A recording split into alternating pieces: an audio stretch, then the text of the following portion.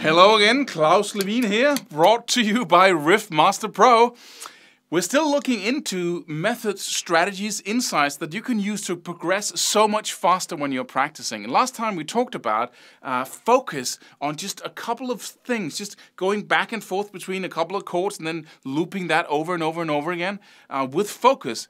And then how much progress you make by doing that instead of just playing songs, multiple chords after each other and practicing strumming as you do it and all kinds of things. This time, we're going to look into a different principle that's absolutely going to amp up the first principle and give you even larger progress here. We're talking about when you start practicing something. Most people intuitively push for results because we have this feeling that practicing guitar is much like, practicing basketball. You take a ball and you try to put it through the hoop, right? And you do it again and you try again and try and try and try. And then when you actually do it, you go, yeah, right, and then you go over and over and over again. So you fail. You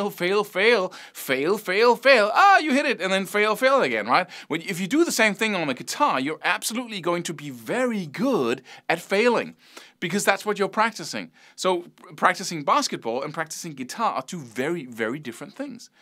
If you do the following, you will progress so much faster and you'll get through that initial wall of resistance when you take on something new. You want to practice a scale shape or you want to practice chords or rhythm or whatever it is, right?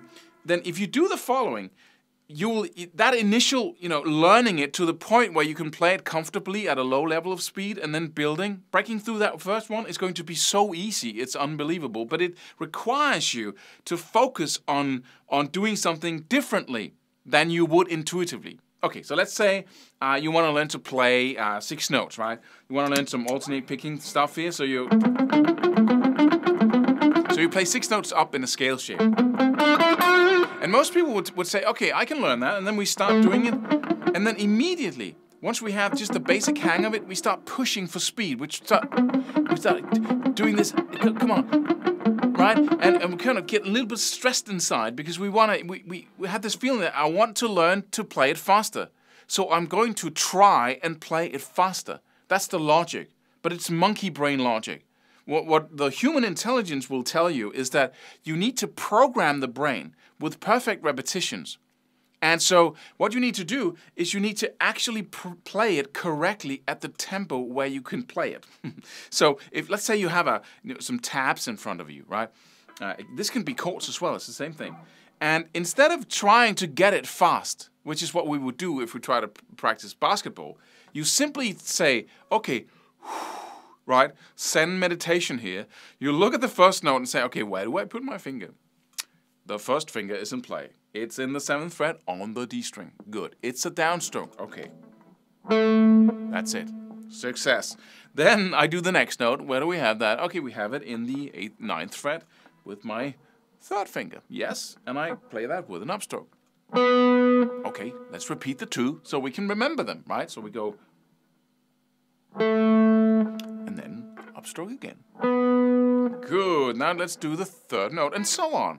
So what you're actually doing here is that you're not practicing or playing it faster than you can read it. And so I warmly recommend trying this out. So you read through the tabs at a tempo where you can read it in a relaxed way. So you can simply go, okay, and then, yeah, this is perhaps after 2 minutes of playing this. Okay, then we're there. Okay, yeah. And then, okay, let me see. Yeah. And then you simply read through it. And then once you have it remembered, in the moment there, you're sitting there. Now you remember it and you remember what to do. You play it no faster than you can do everything at a totally relaxed level, where you're totally accurate and doing everything perfect. And I don't mean, picking perfectly or fretting the notes perfectly, but just, doing it as perfectly as you can with what you have. That's where the brain learns extremely rapidly. And this seems like, oh my God, this takes forever. At this tempo, Klaus, I can't do that. That will get me nowhere. But just wait. Just stay there. Stay there for 10 minutes.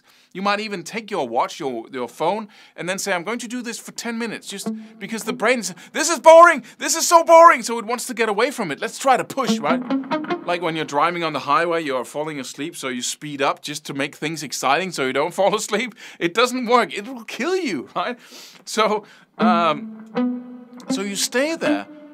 And you stay there for 10 minutes and just see where that will get you, because the brain is actually able to learn at that tempo. And it's not stressed, so it can easily learn. And then after 10 minutes, you'll have it down at the level where, okay, now you can not only remember it, now it's getting... And then you continue like that.